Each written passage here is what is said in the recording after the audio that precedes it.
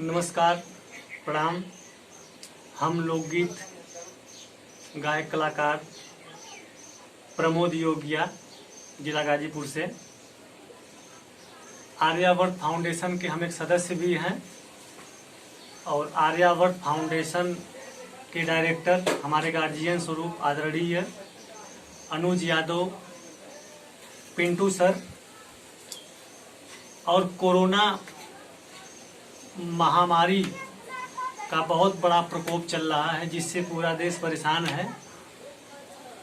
इसी विषय में एक छोटी सी गीत भोजपुरी लहजे में कैसे। अरे लागता की दुनिया,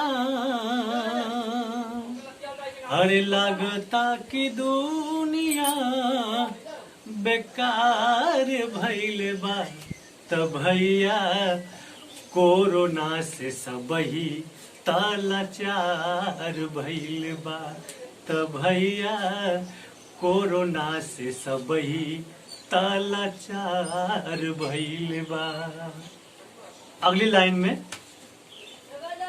घर से ही बाहर लोगवा बहरी न जाला, अरे घर से ही बाहर लोगवा बहरी न जाला। दूरी बना के रहे बहुते डेराला, अरे दूरी बना के रहे बहुते डेराला। अरे देशवा में सागरो अनहार भइल बा, अरे देशवा में सागरो अनहार भइल बा, त भैया कोरोना से सबही लाचार भइल बा, त भैया कोरोना से सबही लाचार भइल बा। नमस्कार।